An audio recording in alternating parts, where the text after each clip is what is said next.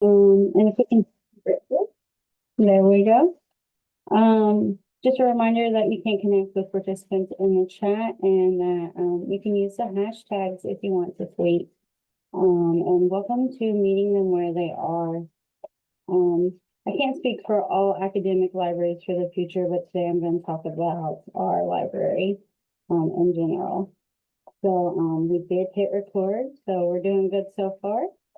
Next, I would like to take a moment to recognize Library 2.0's founding partner, San Jose State University School of Information, and also say thank you to Skill Type for supporting this year's conference, and also thank you to our moderator for helping us with this session. So let's get into our session because I practiced the last couple of days and that is a little bit over. So I'll try not to talk too fast, but I'll try to get through everything so that we can get everything covered. So the why of academic libraries, it hasn't really changed much over the past couple of years. We still have the same mission, the same goals, trying to get the information, the needs of our patrons met. The question we've been asking ourselves here at the Palm Beach Library the past 2 years is what do we look like 10 years down the road, and how are we going to get there? The how is going to be what gets us to what academic libraries are going to look like in the future. So if I had a magic wand to make whatever I wanted to happen, no budget, no limitations, that's what I'm going to focus on today. What I would focus on to ensure the success and growth of academic libraries. So for today's session, I went business mode because that's my background. So I wanted to split it up and do the external factor, the external side. So that would count anyone that is not our library faculty and staff. So I'm going to go into the future of filming literacy and technology gaps, the broad scope of tools that can be implemented, how programming can help play a crucial part in laying the foundation of even being able to make the work happen. You know, just having the basic skills in the classes doesn't mean that we're going to be successful.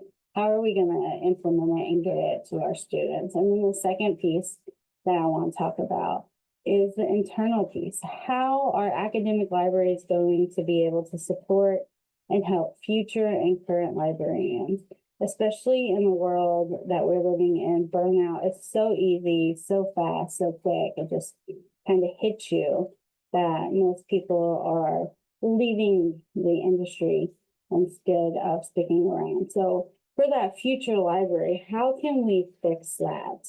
So that's what I'm going to talk about today. So let's get into the first piece. Jennifer Fabi stated in Fortifying the Pipeline that based upon national information literacy standards, students should begin to develop information literacy competency during their K through 12 education. And in volume 36 of a special issue of the Reading and Writing Interdisciplinary Journal, released in 2023, they published data showing that COVID-19 has impacted the 3rd to 8th grade literacy development of our students. And I will note that this isn't a one size fit all. Even in this journal article, they listed out different things that impacted it. Things like social economics and English as a second language are 2 factors that impacted this. But think back, like COVID-19, schools shutting down, distant learning impacts, all of that had an impact on how our students were learning, the literacy skills that they would have developed or might not have gotten to develop because they weren't in the school. COVID-19 shutdowns also introduced a lot of students to distant learning. So it wasn't all negative. There were some pluses and minuses of that. So in order to build that successful future, we first have to understand the past and our present. And that's where we're at right now. Where do we want to be 10 years from now? We have to understand where we're at now. Currently, we're getting those 8th grade students as freshmen. And we've already seen an increase in students who have never done any form of research, who've never written a paper longer than 2 pages. We've also seen an increase in number of students who are struggling with reading comprehension. Academic libraries are already focusing on media literacy, online research literacy, e-learning platforms, data management. This isn't going to change other than to increase as universities are shifting to reach more students. And it's looking like that more students are going to fall into the realms of distant learning and dual enrollment, which means we're going to have to start looking at our technology infrastructure and how to be prepared to meet the demand we will have in the future. COVID-19 and the schools closing down, it was a precursor to this. It was helping our students adjust and showing which ones could adapt to online courses and which ones were successful in online courses, the ones that were introduced to it and did good with it. And then it also showed some that was not my cup of tea and I need to stay away from it. We have to be prepared to bump up our infrastructure to make that happen. It's great to say, oh, as a librarian at UT Martin, I'm going to do a session on information literacy to all 6 of the UT Martin satellite campuses, but not all 6 satellite campuses have the capacity to host that session electronically. So that's something that we're going to have to start looking at now. And I know it seems weird. My generation and younger, growing up with Google and our phones, you would think, oh, we know everything about technology. We don't. Technology is a beast. It grows constantly. And the library is continually going to be the leader that's guiding the campus and the community through that. So academic libraries are the forefront of the electronic leadership, and we're continuing to guide it. I don't know about other academic libraries, but I've been watching ours. Our collection is growing 2 to 1 when it comes to electronic to print. We're also in the process of shifting all government document collections to fully online because the United States is no longer publishing and offering print. So this is going to be a huge learning curve for our readers who need or prefer print items. It's not going to be possible to stop and print a 500-page document anymore. So these are things that we're going to have to start thinking about now while we are at the present so that we can prepare for the future. We'll also be providing ongoing education and training on these new tools, best practices, and new technologies. Every time we add a new service or we look at a new database, we're adding in the different tools or pieces that they add in. We have to be able to implement it and then teach it to our patrons. And that's what libraries are going to do. And we also have to be able to show our research community how to effectively collect, manage, store, and cost effectively keep their research data, how to use it, how to keep up with the trending software. All of this is going to play a part into the library's work in the next 10 to 15 years.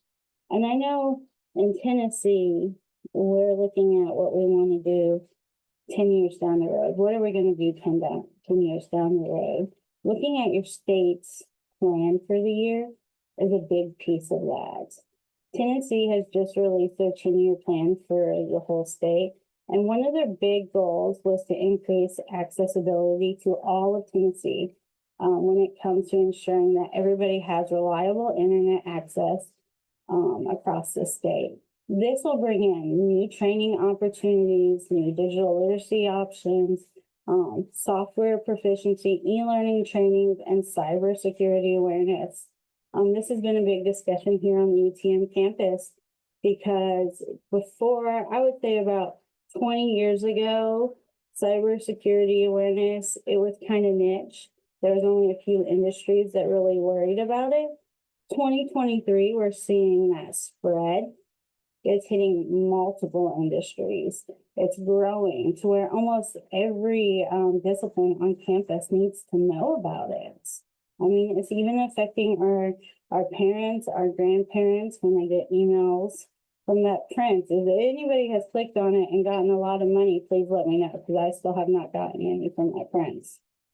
So we gotta be proactive in that, and being the forefront of leading and encouraging our patrons that it's okay to ask questions. It's okay to reach out to us if we can continue to show them that we're there and that we have the information that they need. The next piece that I want to talk about is AI and assistive tech and integration. We're seeing an increase in need of technology and integration. For accessibility on campus, our accessibility department has seen 2 times as many accommodation requests than they had the year before. And that's twice as many as they had the year before that. And this is great. This means that our students are asking for help when they need it. They're understanding that it's okay to ask. But it means that there's going to be needs that we need to be looking at now and we need to look at in the future. Currently, there is limited familiarity with assistive technology that supports students with accessibility issues such as screen readers, speech-to-text software, adaptive tools. With an increase in electronic collection, we'll be looking to integrate tools and databases that are user-friendly to all. And understanding that this piece at the present, it's going to allow us to start evaluating at the collection development level now. We're looking at our databases now. We're looking at our e-journals now. When you open them now, are they user-friendly? Do they have screen to read? Are they highlightable? Are they functional for anyone that might have problems seeing? Can you change the font? Can you change the size? Can you change the language it's in? Are they meeting the needs of our patrons now? And are they going to meet the needs of our patrons 10 years down the road? So understanding what is happening now is allowing us to make those decisions that are going to set us up 10 years down the road if we start working on them now. AI is a huge topic, and I get asked about this a lot, and I'm going to be completely honest. I don't use AI a lot. I dabble with it. I play with Chat GPT occasionally, more for fun than work. But we do have 2 reference librarians who have really dug into it. They enjoy playing with it. So we've begun to ask, how can we channel this to help our patrons? Is there a piece of this that is functional for our patrons? The campus is a little divided at the moment. There are some professors that really support AI. There are some that don't. So I'm sure it's the same at your academic library. So we're kind of at that point, like, what are we going to do with AI? Is there a way that we can use it to fill some of these gaps, some of these accessibility issues that we've been talking about so far?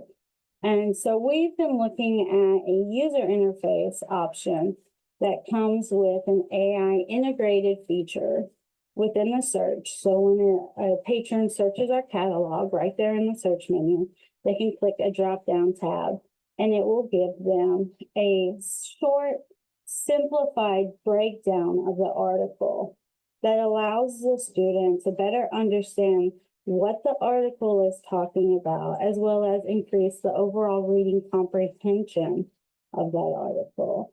And I think the goal would be long-term that eventually the student wouldn't need the AI generative breakdown, but as they are coming in with the lower reading comprehension and information literacy skills, this would be that small piece that's filling in that gap, that's helping them feel a little more confident when they're reading those articles, feeling a little more secure, and it would get them into where they're needing. And then eventually they're starting to pick up those words as they're taking their classes. They're starting to understand what's going on in the articles, that they wouldn't need them anymore. So this feature overall, I feel like it would be great to add in. We've talked about really really adding it. We're super excited. The only thing is we're gonna have to sell it to the campus. Like I said, some of them aren't super excited about AI. And it's a all or none option. So be interested what you guys think about that one. But we're kind of leaning towards that. And then, understanding all the gaps that we're facing and the needs that need to be met, that's all great. We've talked about it. The gaps in information literacy, the technology gaps, accessibility tools, AI tools, all of that is wonderful. But it won't matter if you can't get your patrons into the library, if you can't get them to attend your information sessions, or to even use your resources over Google. So I recently found a book titled The Library is a Playground, which I love because I love being out doing stuff with the students, and I love fun programming. So we've spent the last year investing time and energy into just that. Our outreach committee goals on campus was just to be present, just to meet the students where they are on campus. That means first week of classes, we're in the student buildings, handing out goodies, information session flyers, showing off course reserves. We're popping in the building for midterms and pre-finals to do reference help. The rest of the semester, we're at events all across campus with whatever library material we can pull that matches that event. We're at sex bingo, we got books on sex. If we're at mental health bingo, we got books on mental health. If we're anywhere, we have something that relates back to it, that reminds them the library is there, the library has stuff on this, and it's a free resource. And then we're also inviting those groups to the library for events. It's so easy on campus to be siloed and everyone do their own little thing. But when you start collaborating, that's where it really comes together. And so we've targeted first gen and transfer student programmers on campus to do a lot of programming. So we have targeted programming for these groups. We've done Unjeopardy, which is an easy 10-question, come in the library, search, answer things. We've done scavenger hunts, open plays, all for first gen students, just getting them in the library, all for transfer students, letting them get comfortable in our space. We've also increased our programming to introduce events that are popular to the students, but might not present as academically enriching.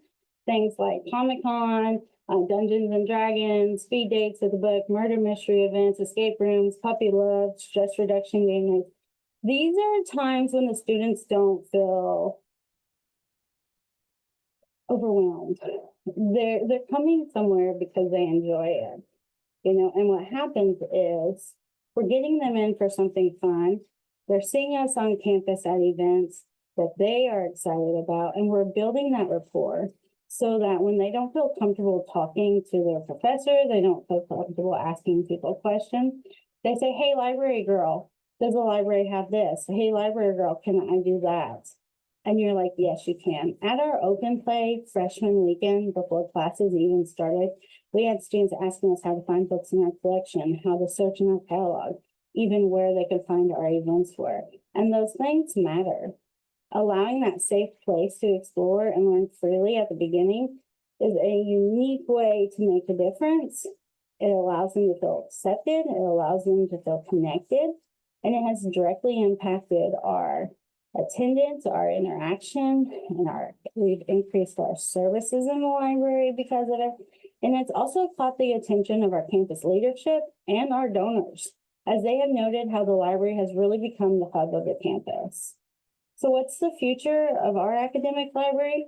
We're building the foundation with tools for filling the literacy gaps through intentional collection development of our collection through platforms and systems. We're ensuring that we're able to continue to meet the needs of our students in the future. And by diverse, unique, intentional programming mixed with marketing and cross-campus collaboration, we're ensuring that we're going to stay the learning hub on campus. And we're going to keep that funding coming from our peers or from our support. And then the last piece that I want to talk to is the internal piece. This one is important to me because just like our freshman classes, our new faculty are coming in at different levels, different backgrounds, and different experiences. And I'll try to get through this quickly because I'm running out of time. But I chose the photo that I picked because When I started this job that I'm currently in, I graduated with my degree and I was hired as a ERL librarian. I was actually doing the work of the ERL librarian while we were looking to hire. And I still felt like an imposter. There are still moments that I fight this because there's so much about electronic resources that is so different and doesn't translate from institution to institution. And if we want our faculty to be successful, we have to invest in them. It can be simple things. One of the biggest things that has helped me to date is networking and building peer mentors. And I'm not saying peer mentors in my library. It's great that I have connections with the librarians in my building. I'm talking about building peer mentors that are ERL librarians, building mentorships with other libraries that are doing the same work that I am doing. So I can reach out to them and say, I don't understand this. How do you do this? What are you working on? And we're building that connection piece where I'm really struggling with this person. Do you have problems with this vendor? That is so crucial to my mental health as an ERL library. And it helps me remind myself that everybody has that moment where we have that imposter syndrome. And it's not really that you're an imposter. It's just that you're just growing. Everybody is growing as a librarian. Nobody has reached their peak level until you retire, and then it doesn't really matter, right? So giving your faculty the opportunity to meet their peers that do the same work, that is one of the biggest investments. And I say that because I did a Zoom meeting with one because I had such a struggle. And you know what? It made me a stronger librarian. It made our catalog stronger. And it made them stronger because they learned some stuff from me and I learned stuff from them. The second suggestion I would make for how we're investing in our future librarians is career basics. I came from a world of business and food service to an organization that absolutely loves acronyms. Oh my, I started in cataloging, so it was really interesting too. And there is no way we're able to learn everything in library school. So one of my biggest concerns is that I wanted to learn something new, and I would feel like I'd go through a presentation or a conference about it, and I feel like I was starting on page 5 of the instructions, and somebody kept 1 through 4 and hid it from me because I would be so lost. I would not know where to start.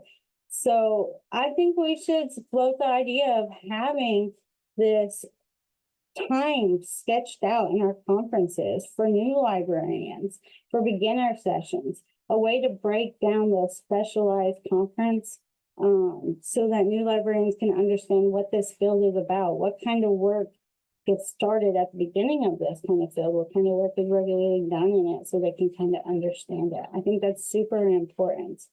And then the next thing is we floated the idea of a 2-year non-faculty librarian position here. And with us looking at growing over the next 10, 15 years, we've talked about what we're going to do, maybe hiring another librarian. And I thought the idea of maybe a residency program, a 2-year non-faculty library position that's geared towards an underrepresented candidate that they would come in, it's not faculty, they would work with all of our librarians throughout the 2 years. They would work with our 6 centers. They would work under collection development. And then when their 2 years was finished, they would have the experience they would need to be competitive in the job market. They would have the understanding of what each different librarian does in the field so that they can determine, oh, I really like this part of librarianship, or I don't like this librarianship. You know, I think that would be beneficial. And then the final piece I would say for the future is maybe some better benefits for our faculty and staff, invest in mental health programs. And when I say mental health programs, I don't say bring somebody in to come explain to me what mental health is. I don't need that.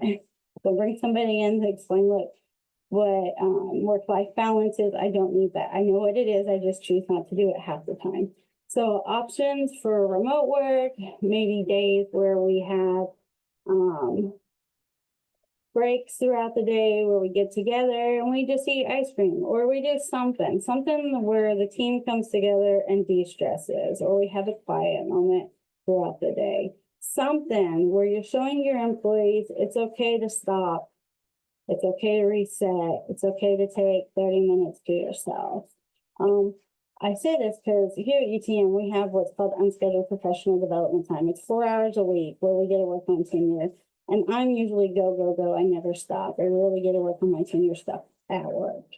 So having that 4 hours that I can go home, I don't have somebody knocking on my door. I can keep my email closed. I don't have to answer emails. And I can actually work on my tenure stuff, which is very important, is so beneficial to me. But I don't even take it every week. So that's a small investment into my future that makes me feel important, that makes me feel valued as a librarian. So these are just little things that the library could do if I could magically wave my wand and let everything I dreamed happen. That would probably, probably better pay too, but that's probably right up there with world peace. Does anybody have any questions? Sorry, I went fast because I wanted to give you time if you have questions. And then here's my sources, so I can go back to your questions.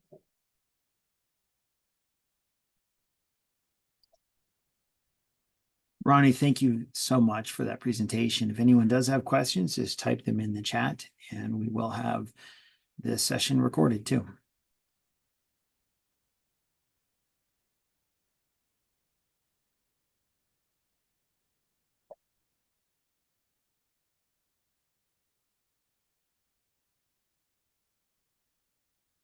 I agree, Michelle. Mental wellness is so important.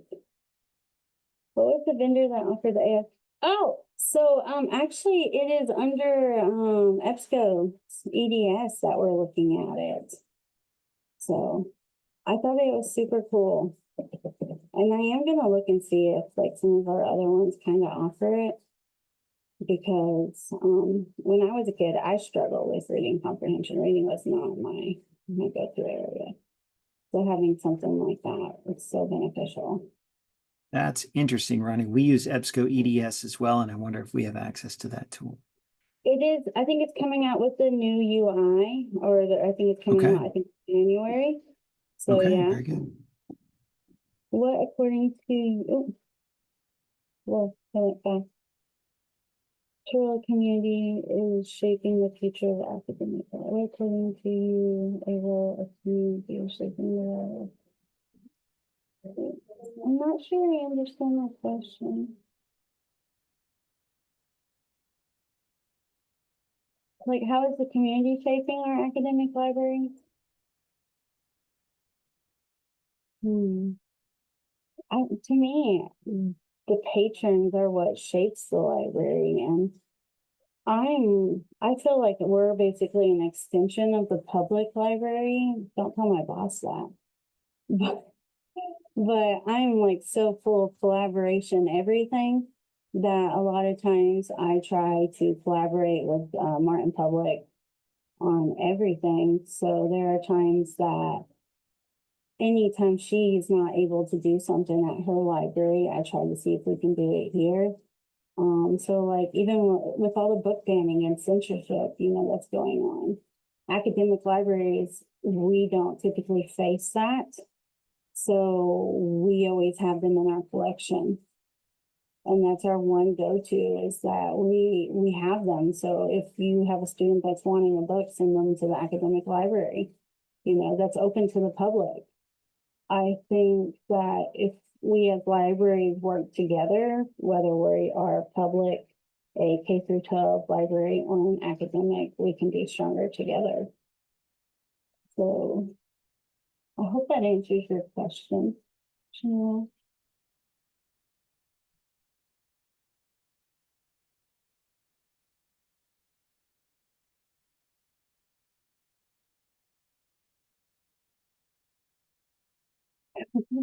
I like that, Rebecca. I think maybe, yeah, that's true. That everyone's like, oh, I don't like these sessions, so we both go either.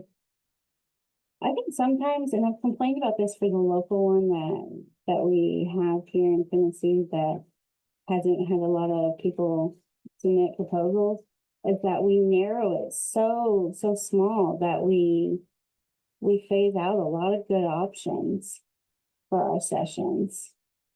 So If you can get those first gen students, I'm telling you, you got them for 4 years. Really 5 to 6 years, because they're saying it takes longer for them to make it through the whole process. So. Get them Thank you, in. Ronnie. Thank you. I do have to end this session. We got another round of sessions starting at 3:30, so I don't mean to cut Okay. anyone else off, but could you share your contact information in the chat for anyone who wants to get a hold of you again?